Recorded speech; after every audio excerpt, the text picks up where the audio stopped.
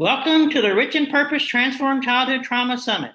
Today I'm here with Gary Lougher, a trauma coach known for helping people break long-term standing patterns through a nervous system regulation, embodied healing, and practical tools for daily resilience. Gary, thank you so much for being here with us today. Thank you for having me. I'm honored to be here. Well, thank you. Gary, before I start asking the questions, why don't you tell us a little bit about what made you become a trauma coach and how you came about that? It's funny. A friend of mine had a friend who wanted to know about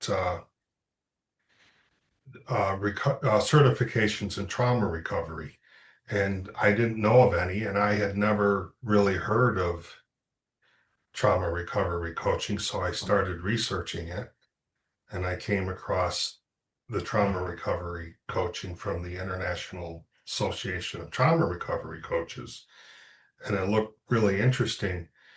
And I remember reading some things on their website and thinking about how well it not only described the way I was feeling, but for the first time in my life, I felt like it was okay to admit that I had experienced trauma.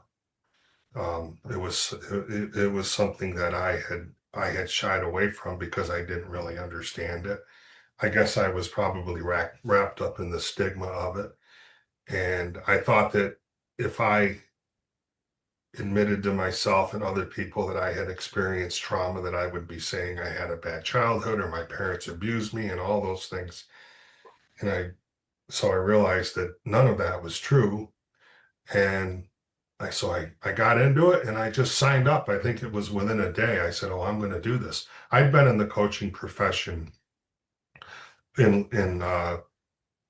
organizations. I was a manager and a coach, and I started to see just all these possibilities for how someone could help with a trauma recovery certification, and even in the workplace, because a lot of times when you're dealing with conflict, you're dealing with people who are having um, trauma responses. It's very helpful. So and that I graduated from that in last September. So I've been a trauma recovery coach now for a little over a year. Well, the one thing that, you mentioned that many times we go, especially for people who've had childhood trauma, we don't realize we have it or that we did experience it. Yes. So, it's great that you have a little bit with yourself that okay, I had something, but to get out and start helping people with it. And you talk about being a manager and a leader. So much of it, I believe, since about 80% of the people who have experienced childhood trauma or some kind of trauma, you don't realize that you are dealing with some of the built-in patterns that they have. Yeah. So, it's good that I you already noticed that. and I identified in myself that my biggest trauma response, or the most dominant, I guess, was perfectionism. And I guess for lack of better words, I attacked that perfectionism piece, and I went and got a little therapy. And I'll tell you, the biggest thing I learned was that perfectionism tendency is probably never going to all go away. Um, at least not all the way away. But when we learn to manage it, and when we learn to be okay with it and have self-compassion for ourselves, because we can see that, oh, I'm not lazy, I'm not a procrastinator, I'm not um I'm not stupid. There's a reason why I can't focus, and a lot of that's related to perfectionism. It really the whole self-compassion piece regulates the nervous system a little bit, because we don't have to beat ourselves up over it anymore. We can recognize it, we can see when it's in play, and we can walk ourselves through an internal process where we say, okay, what's going on here? Well, the one thing that I noticed with a lot of the responses in my interviews with coaches and speakers is that awareness, right? Until you become aware of it, you can't solve it. So that's been something and self-compassion. Those two things probably have been the number one responses that I've had from speakers and coaches. Viktor Frankl talks about the power of the pause, that space between stimulus and response. And that's where the magic is. Uh, That's what I found for myself and most of my clients. If we can learn to to be in that pause and be okay with not having to say the first thing that comes to our mind, or to think, or to latch on to the first thought that comes, we can ask ourselves, what's going on here, and what am I going to do with in this situation that I'm in right now? Whether it's an internal conversation, or a pause between wanting to do something or wanting to do something and not doing it, or a conversation like you're having with the person in front of you. yeah. It's powerful, very, very powerful. Yeah, well, I mean, again, awareness and being and knowing what you to do, and then learning. right? You became a trauma coach, so you learned a lot about how to respond and how to help other people respond Yeah. to what's happening. The Yep. first question I want to ask you, Gary, is when you use the phrase rebellion reimagined, what are you inviting people who grew up in chaos or pressure to consider or reclaim? Well, can I talk a little bit about the origin of that first? Would that Sure. be all right? I was thinking about, when we talk about having a relationship with the inner child, with our inner child, and I started to think about what I was like as a child, and most of my friends were like as children, and we were very rebellious. And it's interesting that a lot of the trauma, a lot of the trauma that we experience is a direct response to our rebellion as children, our rebellion against um, rules that we don't want to follow, or being shoehorned into a mold, or you know and I thought it was interesting, and so I'm like, I want to be that kid again. I want my rebellion back. That's what I want, right? Right. And I started to have fun with it, right?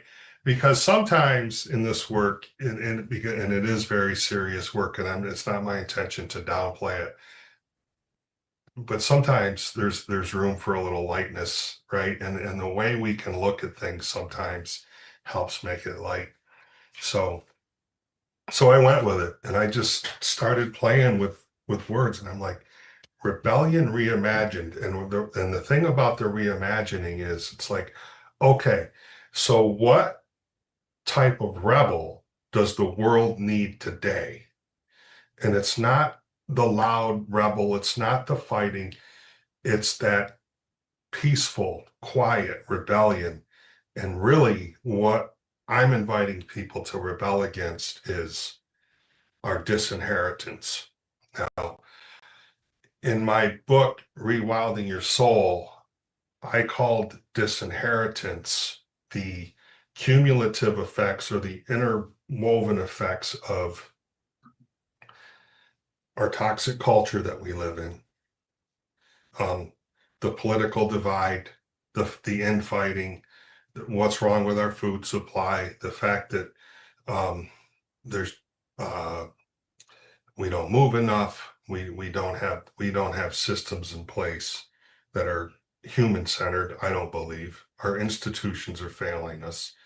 So there's that, and that causes um, that can at least exacerbate trauma responses. There's evolutionary mismatch, which is that mismatch between who we were born to be and where we've evolved to where the culture has evolved. And we're literally, and I mean literally in the strictest sense, not built for this world. We are not meant to handle this many relationships, this many notifications. Our sleep cycles are all jacked up because of artificial lighting. Our food is unnatural. We don't move enough. It's just not what we're built for. And then there's the generational and the developmental trauma that we've all experienced. And those three things are at the core. Every human being on this planet is subject to that on some level. And then when you throw in the fact that we have a language, an internal language, our inner voice, that beats us up constantly, because we can't seem to get along in this world, and we can't seem to be at ease in this world. We are so hard on ourselves.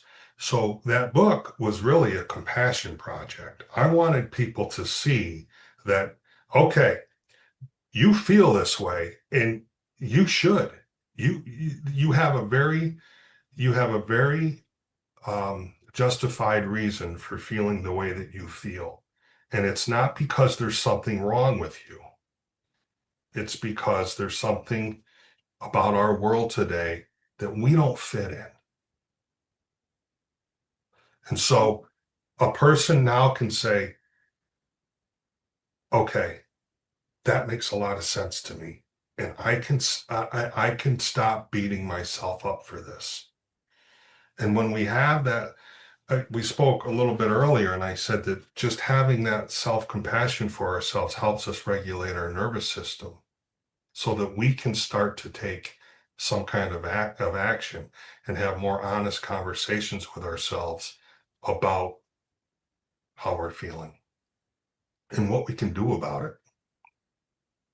So, The one thing for me is, at this point in my life, I'm becoming a little bit of a rebel yeah, because good.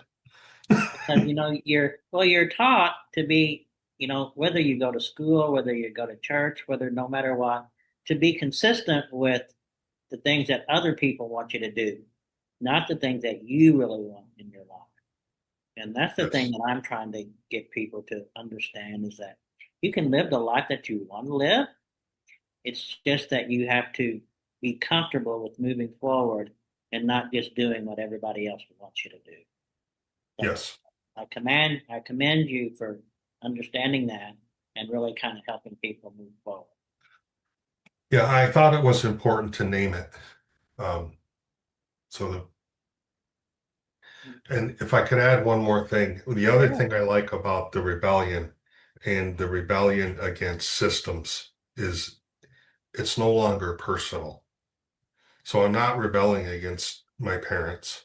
I'm not rebelling against the bullies that bullied me in school. I'm rebelling against the system that created it.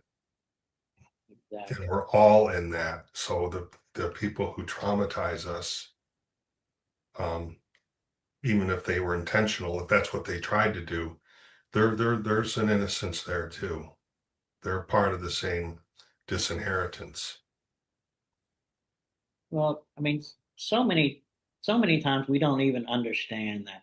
When you go to school, you start with 6 years old, they're teaching you how to be mediocre, right? And do what other people want to teach you and get up and go to work at 8 o'clock, come home at 5, watch your TV and then go to bed, right? They teach you how to do that. And then if you do step outside and start thinking, right, what do they tell you? Nope, do what's on the paper, come in at the come go to recess, come in at a certain time, so everything is regulated for you. And then when you say I'd like to do something different, you're said no, don't do that. So it's just one of those things that and I think it's changing a little bit now for people, I but think so too. through society, through a regular evolution though, everything is meant to. That's why there's a 1%, right? 1% of the people don't do everything that they're told to do, and they end up doing great things. So I know that people can do great things if they'll just do what they feel is they were intended to do on this earth. And it Well, it's says, right in your mastermind, right? Purpose. right, yeah. Well, it says here, Gary, many people grew up being rewarded for compliance, which is kind of what we're talking about, compliance and punished for self expression. What does healthy rebellion look like for them today? So let's, I think it's important to make the distinction between, compliance and blind compliance. So I think a lot of times what happens is when we grow up, we just get used to following the rules without anybody asking us what we think, right? Right. But that doesn't mean we shouldn't follow some rules. If you want to be an engineer or a doctor or anything that requires an advanced degree or a college degree, you got to get good grades. That's the way the system is set up, right? And it's a good test for what you're gonna for the work that you're gonna do. And it's very important with children too, that there's a reason why we're asking you to go to bed. So that's not something that's really negotiable. That's not something you get to not do, right? But it's and a lot of that I think comes from I don't know if it's necessarily generational trauma, but our parents want us to fit a certain mold. Like I didn't really have much of a choice about whether or not I was going to college. And I thought that that was in my best, and I thought that that was in my best interest. I wasn't really allowed to challenge my parents' decisions a lot.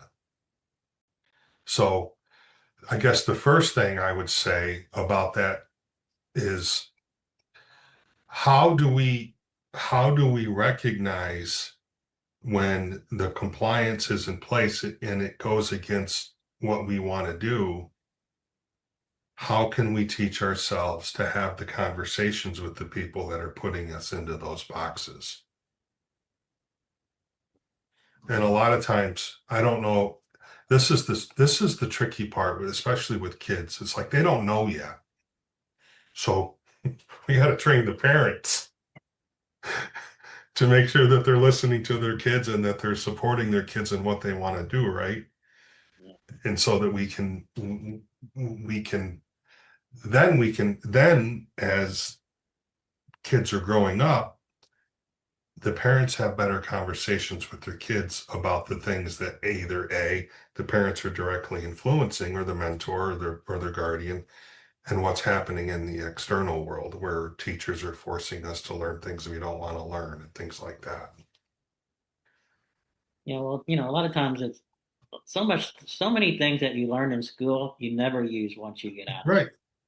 And also, here's a big one. Also, it's never too late to change your mind or do something different. I've been 10 different things in my life. That's one of the things I'm blessed for, is that I was never afraid to change direction. But just because you went to school to learn something and you're good at it, if you hate it, you don't have to do that anymore. You get to choose you. So then that's the first step, by the way. I think I dodged your question, maybe. Permission. I have to give myself permission to create the life I want to create. Right. Well, so many times, we go and, you know, if your parents have told you since you were 7 you were going to be an attorney or you were going to be a doctor, and you get to be 19, and all of a sudden you think, or 20, whenever you're going to college, and you're like, well, I don't want to do that. Your parents and you and everyone's been conditioned to say, but you are going to be a lawyer, you are going to be a doctor. So, and then all of a sudden, after 12 years or whatever it is that you become, and you're like, okay, become a doctor. But so much, you are so right, Gary, that so many times people get to that point and they're like, I don't want to be a doctor.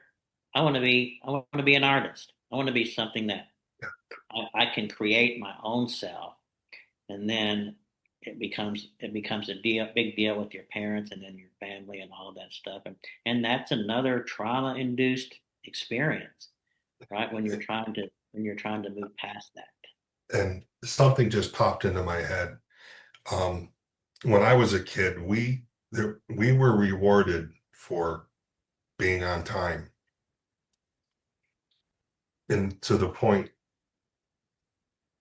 like if my curfew was midnight, it did, and I'm dead serious when I say this, it didn't matter if you were an hour late or you were 1 minute late, you were late. And you know, I understand the need for that boundary, but if the reward was so great that we got to do whatever we wanted to do, if as long as we were home on time. I didn't have to say where I was going, who I was with. I went out the door. They said be home by midnight, and I was home by midnight. Everything was great, and if I didn't cause too much trouble, everything was good.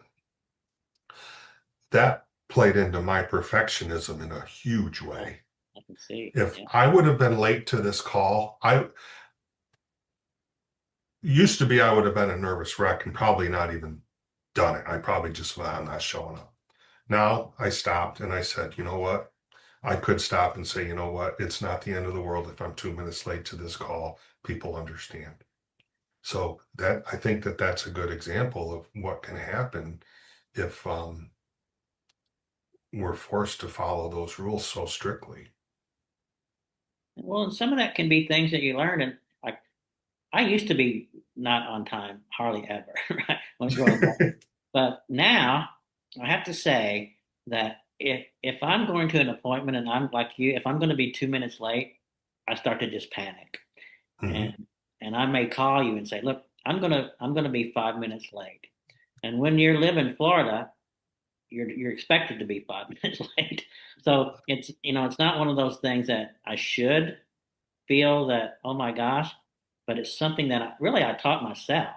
I went from being late all the time to now always being a little bit early. And then later in life, we find out that it really, I mean, it was about our own well-being, but it was more about my mother being unable to worry about us when we weren't home on time. She'd be in tears. I mean, that was kind of the punishment for being late. Was mom was crying, and Well, and that's probably an that's intergenerational trait generational. that she picked up from her family. Exactly, exactly. Uh, it said here, rebellion often requires a regulated nervous system. What practices do you teach that help people stay grounded while they're breaking old patterns and choosing themselves? Self-compassion. It's probably 90 to 100% of the preliminary work that I do with my clients is self-compassion.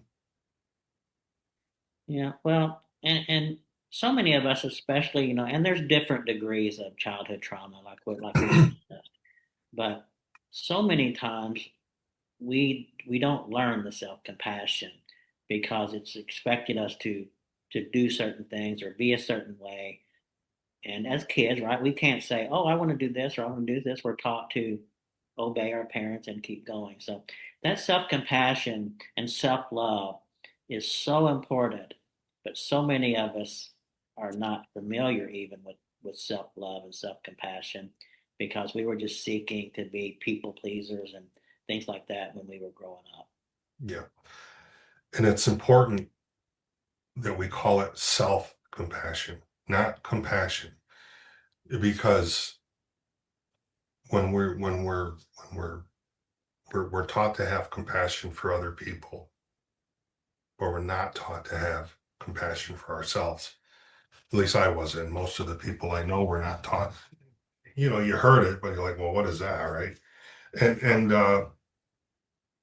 but the funny thing about self-compassion is that it's the most it's not just self-compassion. It's not just a practice of self-compassion, because when we practice self-compassion, we learn compassion for others. Because if we can see the patterns in ourselves, we can see them in other people. And that's the beauty of looking at trauma through the lens of everybody experiencing it on some part of the spectrum. Like you said, some people have had, I don't work with people who have had severe trauma. I work mostly with people that, well, solely with people with developmental and generational trauma. But everybody fits on that spectrum somewhere. And it's amazing how my own work in self-compassion has allowed me to have relationship with my father that a while ago I never could have imagined. It's the single biggest testimony I can give to the power of seeing your own patterns first, and understanding yourself first. And like I said, because if I'm experiencing it, and that's the truth, right? It's true if it's true for everybody. And that Well, what they say is that I can't be more compassionate for you than I can be compassionate for myself, or I that's can't love you or love anyone more than I love myself. And so many times we just go through and we say, "Oh, I'm gonna love my wife, or I'm gonna love my children." But if you don't love yourself, you can't love them more than you love, any more than you love yourself. So it becomes one of those generational things that all of a sudden now they're growing up to be I know that I'm going to love myself more than what I got to love myself as a kid, because, but then you get to the point when you grow up and you're the same as your fathers and their fathers and their fathers. So this intergenerational thing that you're in with the trauma, I think you are right. Every single person has a little bit of it, and if we want to grow up to be the person that we were designed to be or that we want to be, we have to be aware of the patterns that we were taught, and that's keeping us from being the person really that we want to be. And if we're taught to have compassion for others and not ourselves, that compassion for others often gets expressed in either people pleasing, lack of boundaries, or resentment for those people. Because, like you said, you truly can have compassion for them if you don't have it for yourself. And and it's it creates this thought that everybody is more important than I am because I'm supposed to have compassion for them, but not for myself. It's like, you know, we want the best for humanity and we want to do great for humanity, but the problem is that we often forget that we are part of humanity. I am part of humanity as well. Well, I think that really the hardest pattern, one of the hardest patterns I think to overcome is people pleasing when you're coming Mhm. out of It's a childhood huge trauma, one. because that's what you experienced in your childhood. How do I get to be safe? And a lot of times it is being a people pleaser to your parents and and their friends and the people who you've really been around. So that's a really tough thing, and we've talked Very about that tough. quite a bit in during the summit. But it, and I'll ask you the same thing: is the self love that we're going through, the self compassion that you're talking about. Once you get to be a people pleaser and you start setting boundaries, and now you have a good friend that says, "Well, Gary, I don't want to be your friend anymore unless you're still going to do all these things that I ask you to do and be a people pleaser." How do you help your clients, Gary, and even yourself? I guess sometimes is that to set the boundaries and keep the boundaries. And if you lose a friend, then that's part of growth, and really you're kind of growing in to be the person you want to be, rather than just keep people pleasing and remain at that level. Well, I'll tell you, I lost a lot of people like that. I'm an alcoholic and I've been sober for 19 years now. And Congratulations. thank you. And I went through that where, you know, and I didn't understand how, I actually wish it would have been nice if I did understand how their trauma was showing up and what they were really fearful of was losing the relationship with me. And, but the people who said, oh, why can't you have just one? Oh, but you're so much fun when you're drunk. And then I'd say, yeah, until I'm not fun anymore. And then, or, or they would take it personal. I had the conversations with them and I said, listen, that's just not who I want to be anymore. And more than once I had to say, it's not how it's going to go. I'm more than happy to hang out with you. But the truth is, if the relationship hinged on alcohol, that's not a friendship.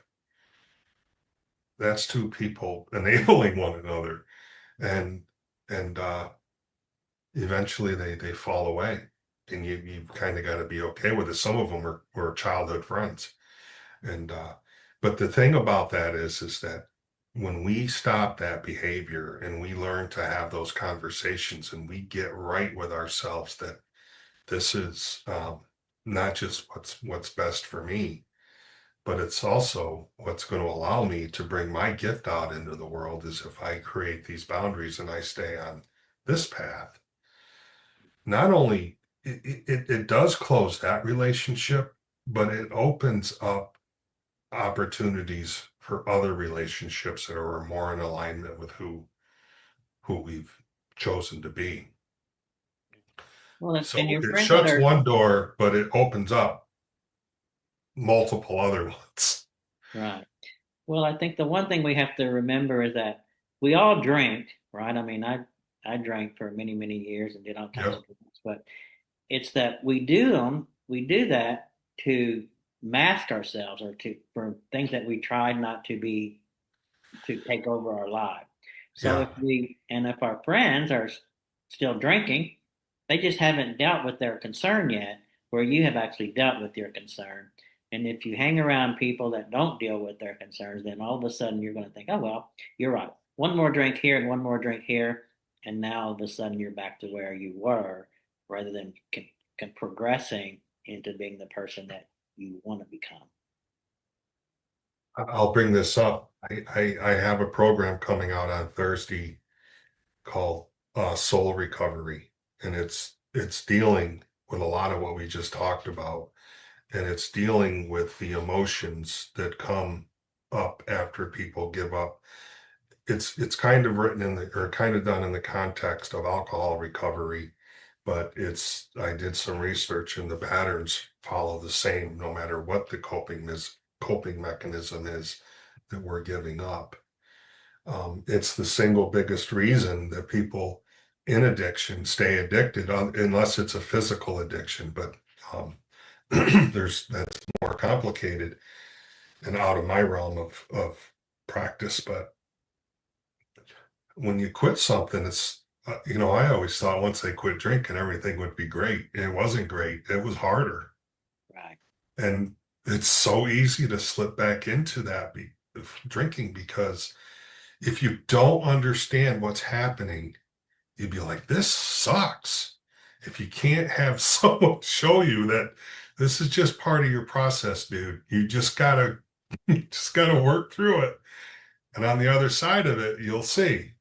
But that's not what happens most of the time. We come back to what we're comfortable with. And let's not forget that our body and we love repetition. We love the familiar and the comfortable, even if it's going to kill us.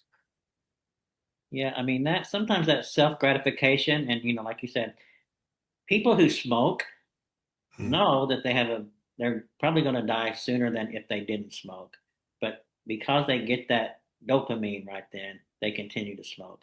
Me, I just continue to eat sugar, and I'm trying to get rid of that, but I just that's my weakness right now. Yeah.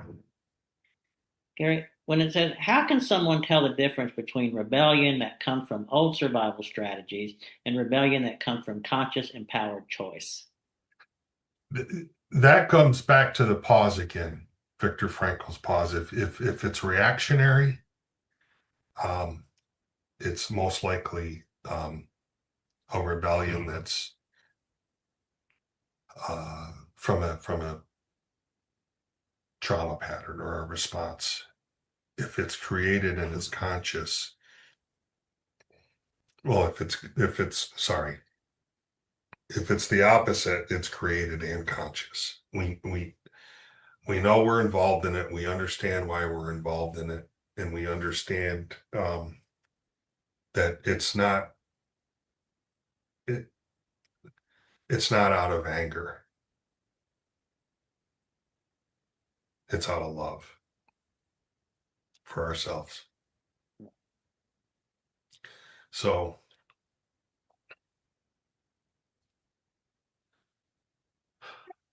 a good way, I think, to maybe think about that is what's the motivation? If the motivation is dominance, control, performance, wanting to be seen as somebody who cares versus somebody who actually cares, that's a rebellion that's ego driven. If it's done, if it's done because you want to connect with yourself, if it's done because you want a better relationship with an honest relationship, connection with another person, or you want to bring your gifts into the world, or any of those things that fall on, the kind of the purpose side of things, then you know that it's a pretty safe bet that It's a rebellion rooted in love and connection and saying yes to yourself. Well, and all of those things that you just discussed are just so important Yeah. because unless you and again, it's repetition is the mother of learning. But as long as until you really love yourself, your life is not going to go to the place really that you want it to go. And so many times people want to get here, but they stay here, and it's really a direct response. I guess respect from yourself that you just can't. You don't even think you deserve that, so you just never get there. And we were talking a lot about self-compassion, and I think it's important to note that,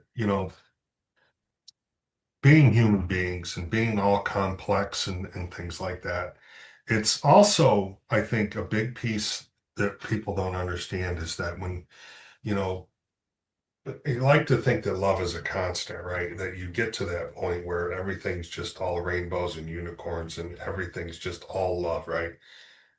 In my experience, it doesn't work that way. And, but love can also exist outside as not of a feeling, but as a commitment or a declaration to ourselves that I love myself. And when we live with that commitment, it might not always be true that we're feeling in love, but it can also, I think, be okay with ourselves when we're not feeling it. Because if we don't do that, then we start this again. The the internal conversation takes over and we start judging ourselves and calling ourselves phonies because we're out here talking this spiel, right, about love and peace. And well, we're just not wired that way. We haven't evolved there yet. Well, But so when we get angry with ourselves or when we have these so-called emotions, I like to think that there are no such things as negative emotions. They're just messengers. They're a sign that something's up, and it's okay to just live in that. We don't have to analyze it. We don't have to overthink it. Sometimes it's just about giving ourselves the space to get on the other side of it, and without having to do something about it.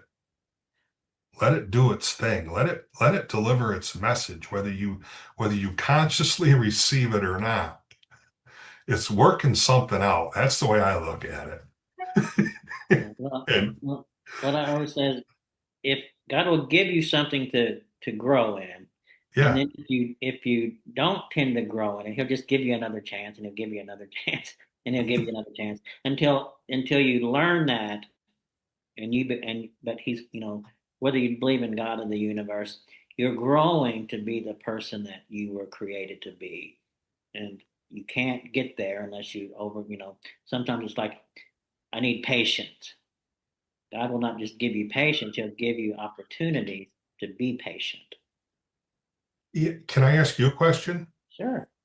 Do you, in that and with what you just said, do you think it's up to the individual though to take responsibility for that, to allow that to happen, or is that divine as well? Well, I think I get a thought Okay. on something, the way I look at it is that thought came from the divine. I can either take it or not take it because I do have a free will. Okay. But it does come back to the fact that if all of a sudden and if it goes away and it never comes back again, well then maybe that wasn't the direct calling for you. But if all of a sudden you think about that again, it's something that you really need, I think, to take note of and see if that's something that you that you want to do and that you feel like that's where you're growing. Do you agree with that? Or does that answer what we're trying to say? It's a good perspective. It's a tough question, I think. It's one I wrestle with a little bit. This whole free will thing, to be honest with you, sometimes it feels like I do, and sometimes it feels like I don't have any at all. So I was just just curious to see what your thoughts were on that. But yeah, that's a good way to look at it. It's a helpful way to look at it. And it's the habits, right? Our habits can become so strong that we're like, oh my gosh, that's too much. Maybe I just don't want to do it. But yeah, sometimes I think the habits are just so strong that you have a hard time moving forward. And here it says, Gary Firm says, for those afraid of disappointing others or breaking family expectations what's a gentle first step towards reclaiming their autonomy? I think we've talked about that a little bit, but go a little bit more in depth on Boy, um, I think permission to do it. Um, it's probably different for everybody, but that's a good first step. Okay. Um, the awareness is another one. I think we have to open ourselves up to the resources that are available so that we can.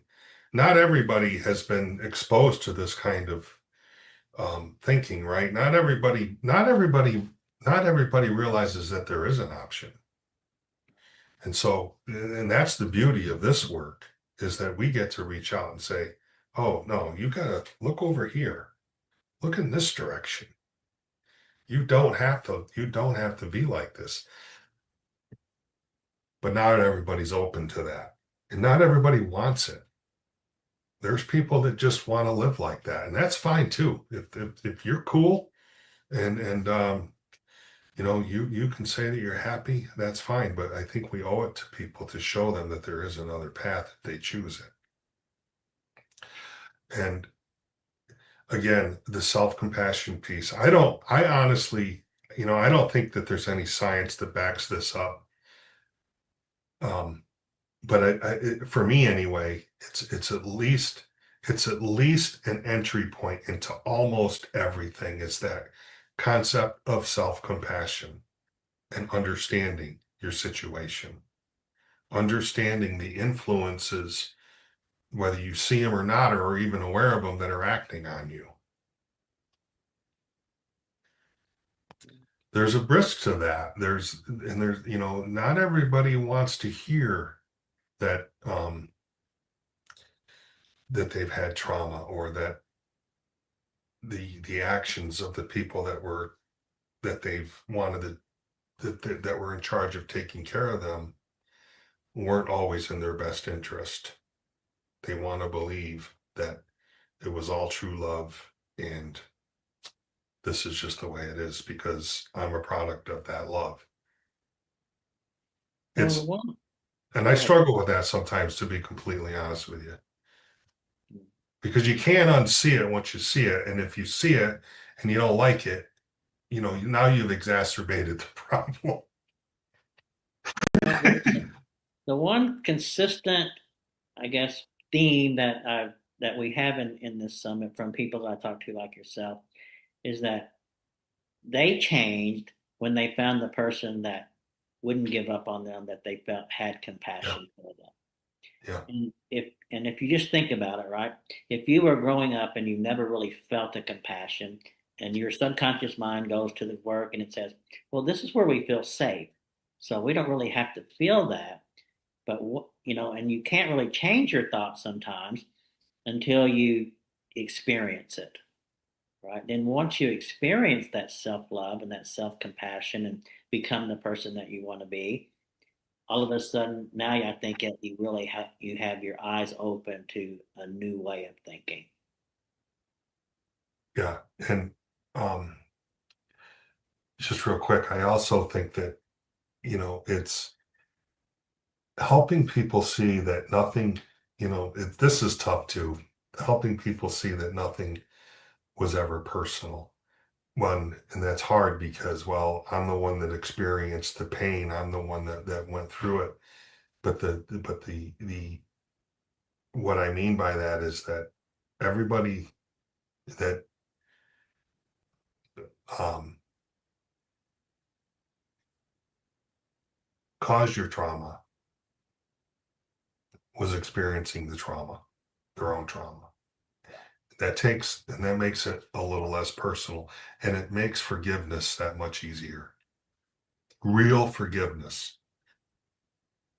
And it kind of goes back to the intergenerational thing, right? It, Hmm. it could have been love to your parents, what they were giving you could have been love to them.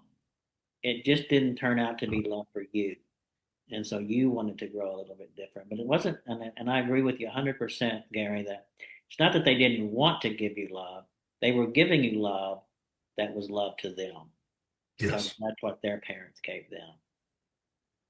that's a better answer than the one I gave. Yeah. I listened to a lot of experts, so during the Thank last you. few days. Um, I just have one last question here, and then it says, "What are the most common rules or myths people must break to finally live from their authentic self instead of old survival patterns?" I think one of them is understanding what healing is. Um, healing is not being okay all the time. Like I alluded to that earlier, and that healing is a lifelong process. I think way too many people, and because this is a part of the toxic culture, we're sold quick fixes. And I really wish I hadn't brought that up because when I get on that subject, but there are no quick fixes. It just doesn't work. You can have all the insights and the aha moments you want.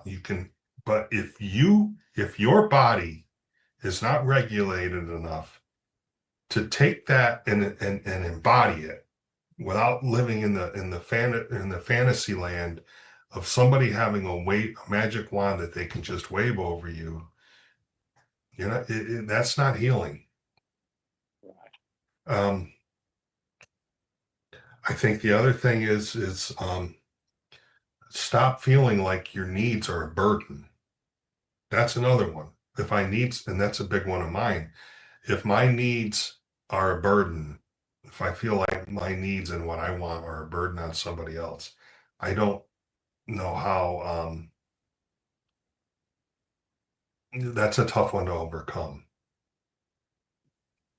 You're not a burden, and it's especially important when we're doing purpose-driven work that we realize that we're not a burden because we're going to need help. If you want to do anything in this world that makes a big difference, you're going to need help.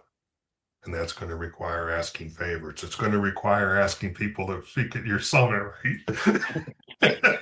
Well, the one thing that I'm a big Zig Ziglar fan, actually, I'm a Zig Ziglar coach, is that, one of his favorite famous sayings was, "You don't climb the high mountains by yourself. It is working with other people." And as long as you stand alone, you'll never reach the point where you're trying to go. It's through recognition of being with other people and growing to be the person that you want to be.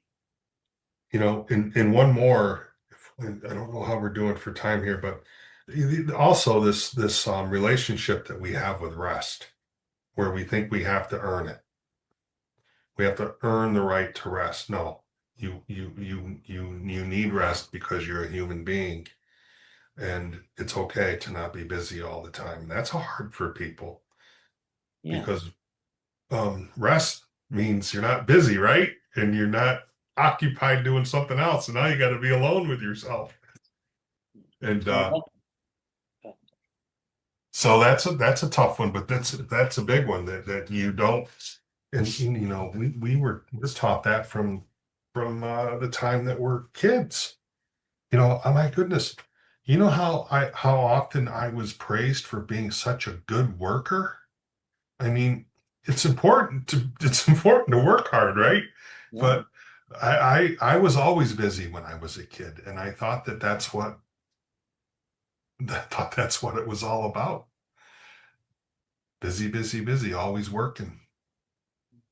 Well, and we do live in that world, right? Yes, we I do. mean, people judge you if you're not busy, right? Yeah. Or you go on, you doing well, and you say, "I'm going to take another week off." This is your third vacation this year, and people will start judging you, right? So you have to, again, it all kind of goes back to self love, right? You love yourself enough to. A lot of us, they wear their burnout as a badge of honor.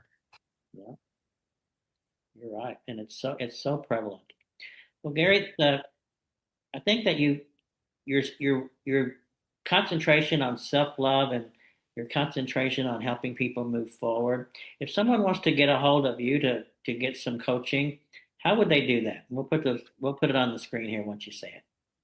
Probably the best way right now is www.secondascent.com or Gary@secondascent.com. Okay, great. Well, Gary, I do thank you so much. And again, the one thing that I know is that every time I interview a coach and a speaker, I just learn so much. And thank you for Good. expanding my knowledge, and every time it helps me grow myself. So thank you very much. And I hope when some people get a hold of you, they're going to say, I'm glad I got a hold of him, and now I'm moving forward as well. But thank you so much for being a part of the summit. And I'm sure that we're going to be together again, talking and doing another summit. Well, I hope so. Thank you. I learned a lot too, and hope you think of me in the future. I sure will. Thank you so All much right. again. Thank you. Thank you.